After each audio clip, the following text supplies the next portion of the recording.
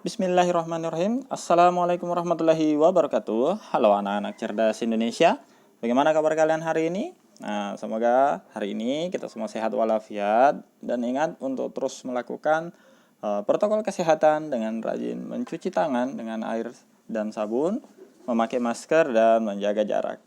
Baiklah anak-anakku sekalian, hari ini kita akan melanjutkan materi tentang tari kreasi, yaitu tari berkelompok ya.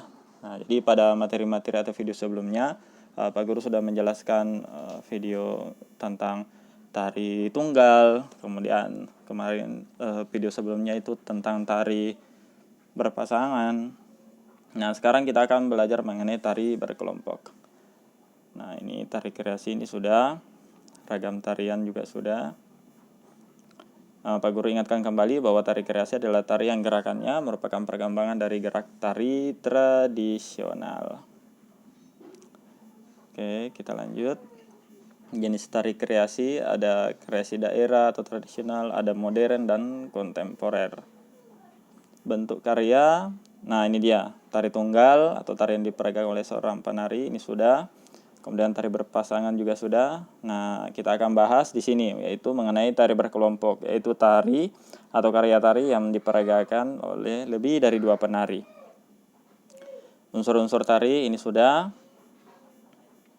Kita lewati dulu. Tari tunggal juga sudah. Nah, contoh tari tunggal, tari kelana topeng sudah, tari berpasangan sudah, tari piring, serapan belas, payung. Kita lewati. Nah, ini dia.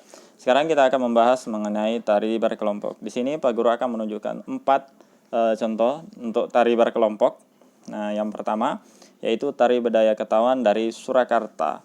Nah, jadi tari Bedaya Ketawang ini merupakan tarian sakral yang dipentaskan dalam Istana Kesultanan Surakarta, Istana Kasunanan Surakarta, Jawa Tengah, atau Keraton Solo. Maaf ya, tadi ada salah penyebutan. Nah, pementasannya dilakukan 1 kali dalam setahun atau sekali setahun, yaitu ketika upacara penobatan Raja Baru atau peringatan penobatan Raja atau Sunan. Ada juga yang menyebut tari ini sebagai tarian langit karena tari Bedaya Ketawang ini diiringi oleh musik pokok berbentuk ketawang Jawa yang berarti langit. Kita lanjut. Nah, jadi tari Bedaya Ketawang merupakan tarian sakral yang suci atau bersih karena memiliki persyaratan tertentu. Jadi selain itu juga menyangkut pemujaan dan persembahan kepada Sang Pencipta. Tari Bedaya Ketawang ini diperagakan oleh 9 orang penari wanita yang berbusana, bertata rias serta gerakan tarian yang sama. Kualitas gerakan halus yang cenderung lembut atau pelan dan diiringi oleh seperangkat gamelan Jawa. Nah, seperti itu. Oke, kita lanjut ke yang kedua, yaitu tari serimpi dari Jawa Tengah. Nah, tari serimpi merupakan tarian klasik yang berasal dari Jawa Tengah. Tari klasik sendiri mempunyai arti sebuah tari yang mencapai kristalisasi keindahan yang tinggi dan sudah ada sejak zaman masyarakat feodal serta lahir dan tumbuh di kalangan istana. Ya, tari serimpi, nah sini gambarnya. Tari serimpi yang sudah dipentaskan ini memiliki gerakan lemah gemulai yang menggambarkan kesopanan dan kehalusan budi. Kelemah lembutan ragam gerakan yang ditunjukkan dari gerakan yang pelan, anggun, ini akan diiringi oleh gamelan. Jadi zaman dulu, sejak zaman kuno, tari serimpi sudah memiliki kedudukan yang istimewa di keraton-keraton Jawa dan tidak dapat disamakan dengan tarian lain karena sifatnya sakral. Jadi dulu tari serimpi hanya boleh dipentaskan oleh orang-orang yang dipilih oleh keraton. Nah, serimpi memiliki tingkat kesakralan yang sama dengan pusaka atau benda-benda yang melambangkan kekuasaan raja yang berasal dari zaman Jawa Hindu, meskipun sifatnya tidak sesakral tari bedaya yang pertama. Nah, kita lanjut ke yang ketiga, tari Pakarena dari Sulawesi Selatan. Nah, tari Pakarena merupakan tarian tradisional khas dari Sulawesi Selatan yang diiringi oleh 2 alat musik, yaitu drum atau gandrang. Jadi gandrang itu bahasa Makassar ya. Dan sepasang instrumen alat semacam suling. Nah, namanya itu pui-pui.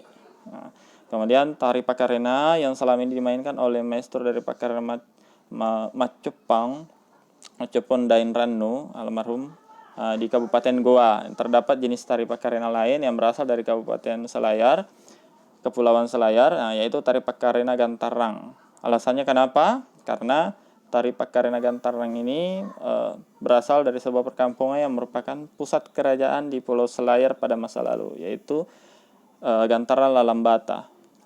Tarian yang dimainkan oleh 4 orang penari perempuan pertama kali ditampilkan pada abad ke-17, tahun 1903 saat Pangali Pattaraja dinobatkan sebagai raja di Gantaran Lalambata.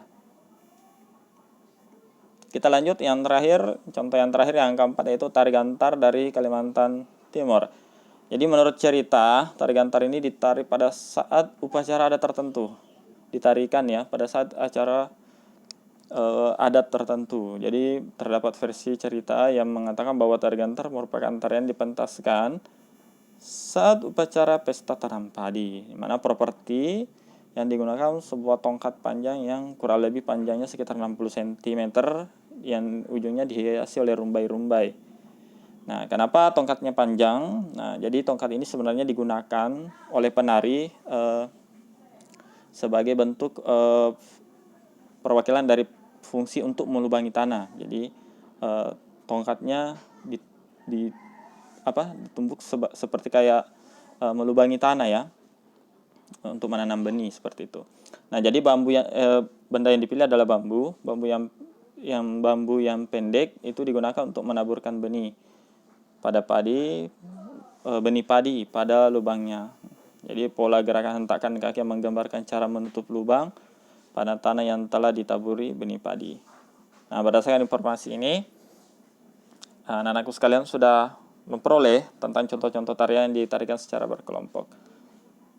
Nah, sekarang tugas kalian adalah buatlah sebuah kartu informasi yang berisi tentang informasi dari tarian-tarian tersebut.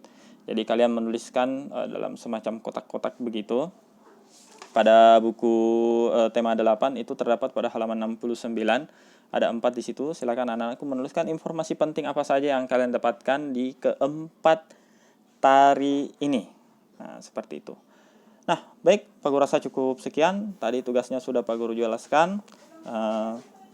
Akhir kata, Pak Guru ucapkan selamat belajar dan sampai jumpa di video selanjutnya. Terima kasih. Assalamualaikum warahmatullahi wabarakatuh.